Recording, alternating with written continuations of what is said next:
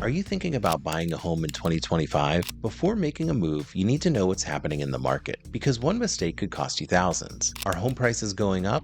Will mortgage rates drop? Should you buy now or wait? Today, I'm answering the 10 biggest questions home buyers are asking in 2025. Let's get into it. Is 2025 a good time to buy a home? Well, let's talk about market trends and forecasts. Home prices in 2025 are expected to rise around 3%. It's important to note that this is national. Real estate is hyperlocal. Some areas are still seeing a major rise in home prices, then some areas saw a decline in prices, and other places aren't seeing much change. However, nationally, home prices are expected to rise about 3% this year. As far as interest rates go, they've stabilized. I'll talk a little bit more about interest rates later on in the video. As far as supply and demand, generally speaking, it's still a seller's market. That means there are more buyers than there are sellers. However, it's not as much as a seller's market as it was before. Again, this is just talking nationally. Home inventory is projected to rise 11.7% this year. What that means is that homes are expected to stay on the market longer than they have previously, and we may see more homes go on the market than we did last year. So is 2025 a good time to buy? It depends. If home prices in your area are still climbing, it may be better to buy sooner before they even go higher. If your market is cooling, waiting could be more negotiating power and better deals. However, if interest rates drop, more buyers will enter the market and competition will increase, making it harder to find a home. Bottom line, look at your local market trends, not just your national data. For some people, it's going to be a good time to buy, and for others, it's not. Generally speaking, this isn't the best market, and I wouldn't consider this the best time to buy a home in 2025. What will mortgage interest rates be like in 2025? Right now, rates are around 6.5% to 7%. They're projected to be in the mid-6s to low 6s by the end of the year. Now, if you remember back in 2020 and 2021, we were seeing historical lows. The interest rates were around 3% and sometimes even lower than that. From 2022 to 2024, we were seeing high 6s and high 7s. In 2024, the average interest rate was 6.7%. However, the interest rate fluctuated quite a bit last year, which kind of signaled to people an uneasy or unstable market. I think what we're going to see this year is a little bit more stability in interest rates than we saw last year. I'm guessing interest rates will average in the mid-6s this year, similar to last year, but I don't think we'll see as much fluctuation as we did in 2024. To get the best interest rate possible, you want to try to improve your credit score if you can. Typically, if you have a 740 or more FICO credit score, you can qualify for the lowest rates. I also recommend shopping around for lenders. It's good to talk to at least 3 lenders. Each one can offer you different products and potentially different interest rates, and some specialize in certain products that might be best for you and your situation. How much down payment do I need in 2025? For a conventional loan, it's suggested that you typically have at least 3% to 20% of the purchase price for the down payment. For the FHA loan, you can have 3.5% down if your credit score is 580 or more. If it's 500 to 579, then the down payment would need to be at least 10%. For VA and USDA loans, it's 0% down if you're eligible for those loans. The best strategy is to put down 20% for your down payment. That way you'll be able to avoid private mortgage insurance, and it'll also help you reduce your monthly payments. However, this isn't always the easiest thing to do. If you're going to buy a $400,000 home, which is about what the median home price is nationally, you would need about $100,000 saved to put down 20% and also pay for closing costs. Saving $100,000 is not very easy or realistic for a lot of people. There are also down payment assistance programs that you might qualify for. There are local and state ones. It's best to reach out to your lender and real estate agent, and they might be able to point you in the right direction for down payment assistance programs that might work best for you. Ultimately, there isn't a perfect amount of money to put down on a home. I recommend talking with your lender and looking at your budget to see what amount of money is best to put down in your situation. You can go to my website at workwithdang.com for free resources like a quick start home buying guide and a homebuyers course. I can help you find a real estate agent in your area. There's more information on my website. Will home prices go down in 2025? As I mentioned before, home prices are expected to increase about 3% this year. However, it's possible that where you're located, you may see home prices go down. I don't see a major home price change coming this year nationally. I think that as the market stabilizes, appreciation will go back to normal, which is around 3 to 5% each year. Again, there are regional differences. Some cities are cooling and others are still hot without an end in sight. How can I get the best deal on a home in 2025? As I mentioned already, in some areas, sellers still have the upper hand, but in others, buyers actually have room to negotiate. The key is understanding your local market before making an offer.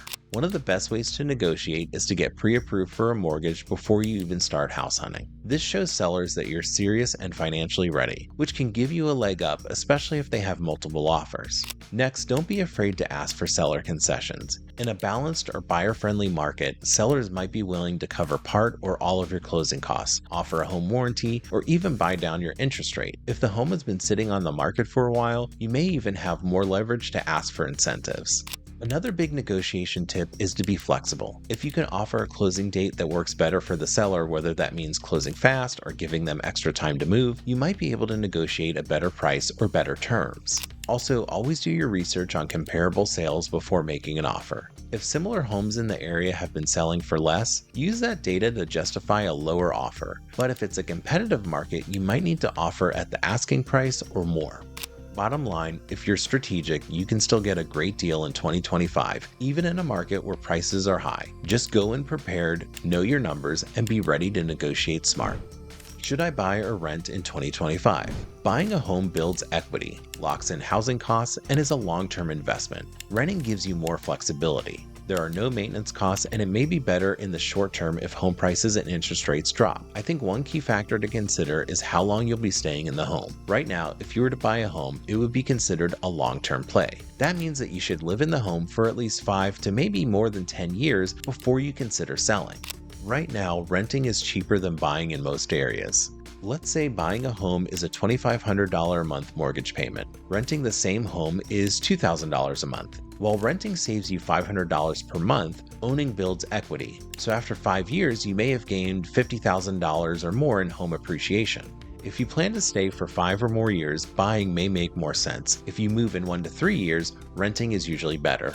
And just to be clear, gaining $50,000 in home appreciation in 5 years is kind of out of the ordinary for most markets. What's the best type of mortgage in 2025? Let's first talk about fixed rate and adjustable rate mortgages. A fixed rate mortgage means you have the same interest rate for the life of the loan. An adjustable rate mortgage, or ARM, starts lower and is good if rates are high now but expected to drop. In my personal opinion, I don't really recommend adjustable rate mortgages. They have their place in the market, but they're super risky, and I would avoid them if at all possible. There are also low down payment options like we've already discussed, like the FHA loan. I think the best type of mortgage to get is a fixed rate conventional loan. As I mentioned before, if you put 20% down or more on a conventional loan, you won't have PMI, which will make your monthly payment less. However, with how expensive homes are, this isn't realistic for some buyers. So a fixed rate, low or no down payment loan may not be a bad choice either, depending on your situation. Just talk with your lender to figure out what option is the best for you.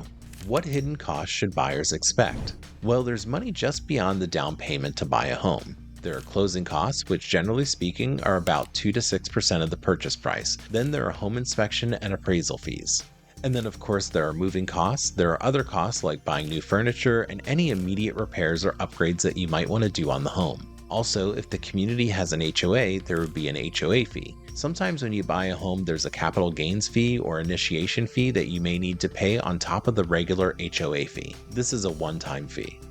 Then there are ongoing expenses that you have as a homeowner. There are property taxes and homeowners insurance, and prices may be rising in your area. It's best to check with your real estate agent to see what they've been noticing as far as property tax and homeowners insurance price changes. How competitive will the housing market be in 2025? So again, real estate is hyperlocal. So we're still seeing some bidding wars in certain areas, and then in other areas, we're seeing home prices decrease quite a bit. And it's pretty easy to get under contract and buy a home under the asking price. Generally speaking, we're seeing homes staying on the market longer and inventory is rising. I'd say in most areas you won't see as much competition in 2025 like you did in previous years.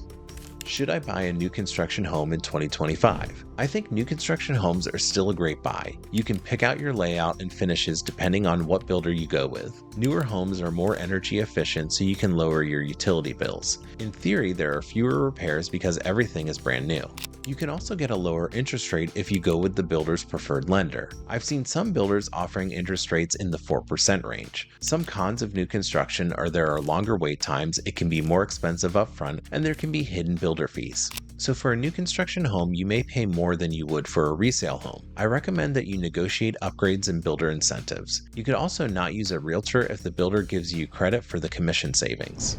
What's the number one mistake homebuyers should avoid in 2025? The biggest mistake I see people making is not being financially prepared. They're ignoring their credit score and debt to income ratio. They don't have a budget.